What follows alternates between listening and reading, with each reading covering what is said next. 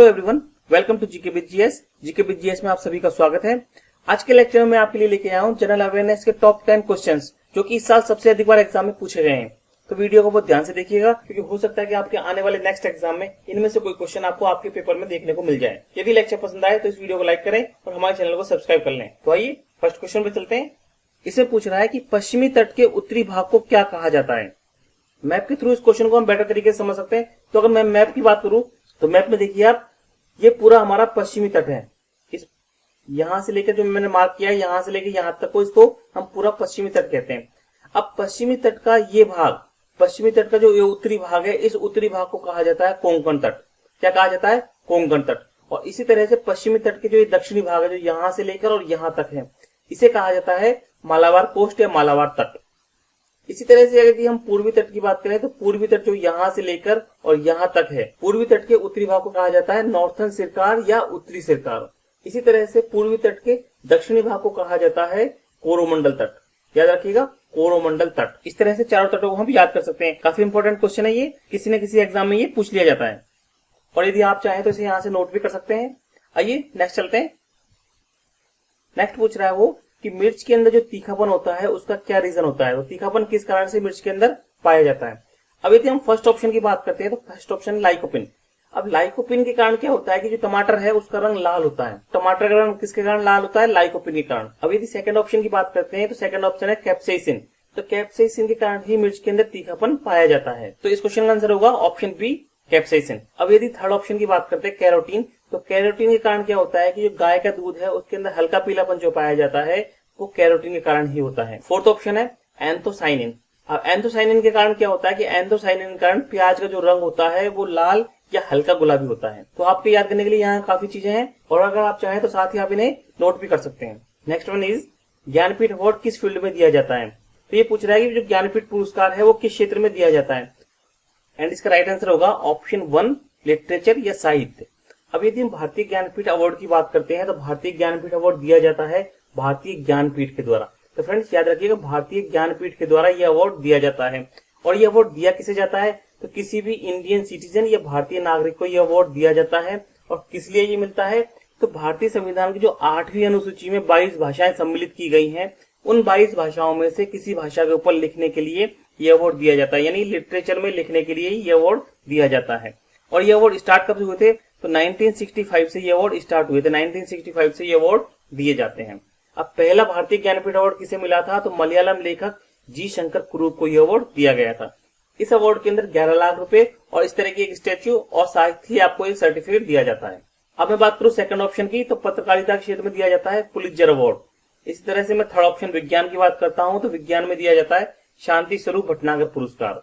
ठीक है। और इसी तरह से यदि हम खेलों की बात करते हैं तो खेल में अर्जुन अवार्ड दिया जाता है। तो यहाँ पर आपको याद करने के लिए काफी सारी चीजें हैं, तो आप इन्हें याद कर सकते हैं और साथ ही आप इन्हें नोट भी कर सकते हैं। आइए नेक्स्ट चलते हैं। एंड नेक्स्ट वन इज, इसमें पूछ रहा है कि प्राक्कलन समिति के जो सदस्य होते हैं वो संसद के किस सदन से लिए जाते हैं। अब यदि हम प्राक्कलन समिति की बात करते हैं तो प्राक्कलन समिति जो है वो सबसे बड़ी संसदीय समिति होती है और उसमें कुल सदस्य होते हैं 30। कितने सदस्य होते हैं? 30 सदस्य इसके अंदर होते हैं। और सभी सदस्य कहां से लिए जाते हैं? सभी सदस्य लिए जाते हैं लोकसभा से। तो फ्रेंड्स याद रखिएगा, सभी सदस्य लोकसभा से लिए जाते हैं और इसके सदस्यों का चुनाव होता है एकल संक्रमणीय मत पद्धति के द्वारा। और इस समिति का जो अध्यक्ष होता है उसे लोकसभा अध्यक्ष तय करता है, जो इसके सदस्यों में से ही वह अध्यक्ष चुना जाता है। इस समिति का गठन किया गया था 1950 में। तत्कालीन वित्त मंत्री जो जॉन मथाई थे, उनकी सिफारिश के आधार पर इस समिति का गठन किया गया था। तो यहाँ पर भी आपके लिए याद करने के लिए काफी कुछ है और आप चाहें तो इन सब चीजों को नोट भी कर सकते हैं।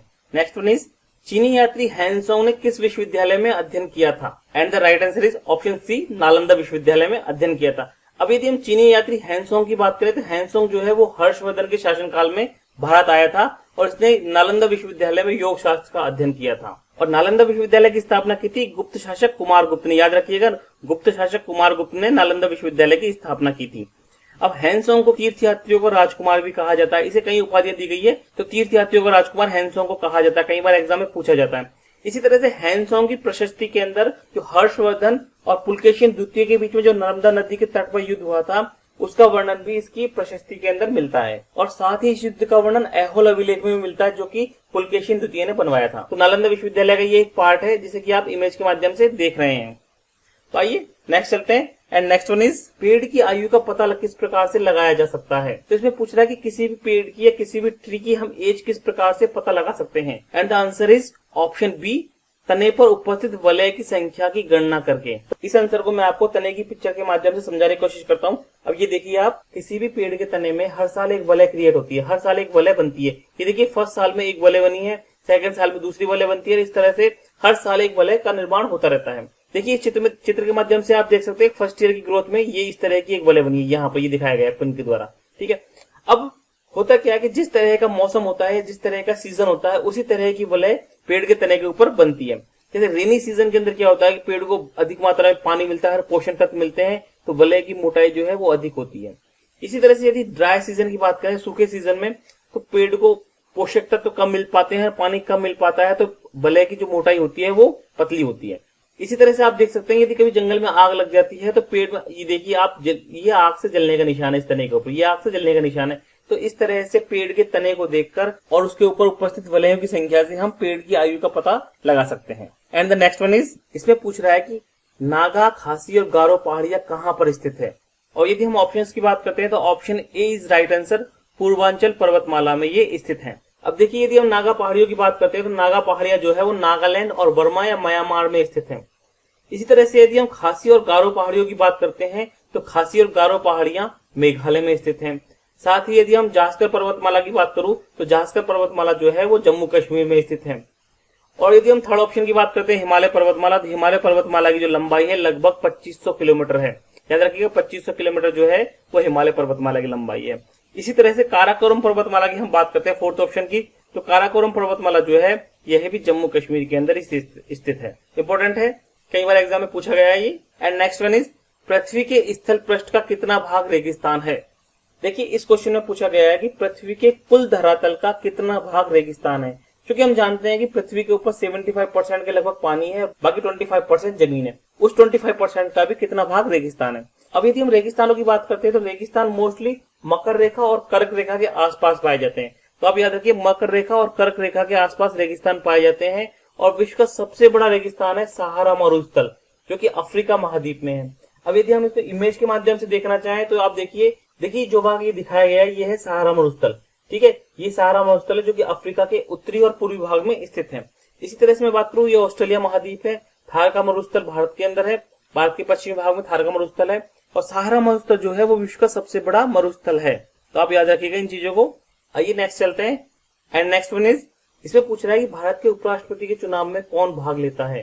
भारत के उपराष्ट्रपति के चुनाव में या वाइस प्रेसिडेंट के चुनाव में लोकसभा और राज्यसभा यानी संसद के कुल सदस्य भाग लेते हैं, जबकि विधानसभा के सदस्यों का इसमें कोई रोल नहीं होता। जबकि राष्ट्रपति के चुनाव में विधानसभा के सदस्य भी भाग लेते हैं।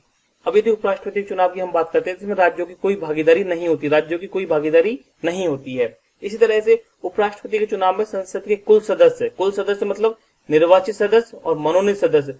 मनोनीत सदस्य वो होते हैं जो कि 12 राज्यसभा में चुने जाते हैं और 2 लोकसभा में एंग्लो इंडियन चुने जाते हैं राष्ट्रपति के द्वारा, तो वो सदस्य भी इसमें भाग लेते हैं। जबकि राष्ट्रपति के चुनाव में ये जो मनोनीत सदस्य हैं ये भाग नहीं लेते, और ये इसलिए भाग नहीं लेते क्योंकि राष्ट्रपति इन्हें चुनता है और ये 12 सदस्य और 12 और 2 14 सदस्य चुनाव को प्रभावित कर सकते हैं, इसलिए ये सदस्य भाग नहीं लेते हैं। और राष्ट्रपति के चुनाव में निर्वाचित सदस्यों के साथ साथ विधानसभा के सदस्य भी भाग लेते हैं। उपराष्ट्रपति जो होता है वो राज्यसभा का पदेन सभापति होता है। याद रखिएगा, राज्यसभा का पदेन सभापति होता है उपराष्ट्रपति। इस तरह से भारत के प्रथम उपराष्ट्रपति कौन थे, तो सर्वपल्ली राधाकृष्णन जो है वो भारतीय उपराष्ट्रपति थे और दूसरे हमारे राष्ट्रपति बने थे। सर्वपल्ली राधाकृष्णन के जन्म दिवस को ही हम शिक्षक दिवस या टीचर्स डे के रूप में 5 सितंबर को मनाते हैं। तो काफी क्वेश्चन यहाँ कवर होते हैं हमारे। तो यहाँ हमारा आंसर बनता है ऑप्शन ए, संसद के सदस्य द्वारा। यदि यह क्वेश्चन राष्ट्रपति के चुनाव के बारे में होता तो हम इसमें ऑप्शन सी लगाते, निर्वाचित सदस्यों के द्वारा। आइए नेक्स्ट चलते हैं। And next one is, lichen सबसे अच्छे सूचक होते हैं। किस चीज के सूचक होते हैं लाइकेन। देखिए मैं लाइकेन की बात करता हूँ तो लाइकेन जो है एल्गी और फंजाई आपस में मिलकर लाइकेन का निर्माण करते हैं, लाइकेन बनता है। और ये सबसे अच्छे सूचक होते हैं वायु प्रदूषण के। यदि हम बात करूं तो जहां पर वायु प्रदूषण होता है वहां पर ये लाइकेन नहीं पाए जाते। और लाइकेन जो है पेड़ों की छालों के ऊपर या पेड़ों की स्टेम के ऊपर नीले और हरे धब्बे के रूप में दिखाई देते हैं। तो इसका आंसर होगा option A. Option A is the right answer. देखिए लाइकेन जो है शैवाल और कवक के सहजीवन से लाइकेन का निर्माण होता है। और सबसे पहले लाइकेन शब्द का प्रयोग किया था थियोफ्रास्टस ने। थियोफ्रास्टस जो है इन्होंने सबसे पहले लाइकेन का यूज इस शब्द का यूज किया था। और जिस स्थान पर वायु प्रदूषण होता है वहां लाइकेन नहीं होते, ये आपको बता चुका हूं मैं।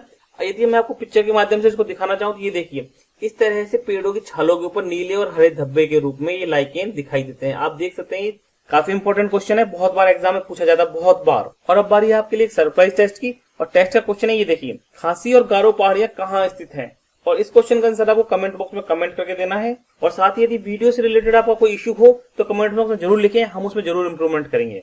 उम्मीद है कि इस वीडियो से आपको कुछ जरूर नया सीखने को मिला होगा। तो आइए इसी तरह के क्वेश्चन के साथ में मिलते हैं एक और नई वीडियो में। तब तक जय भारत, जय हिंद।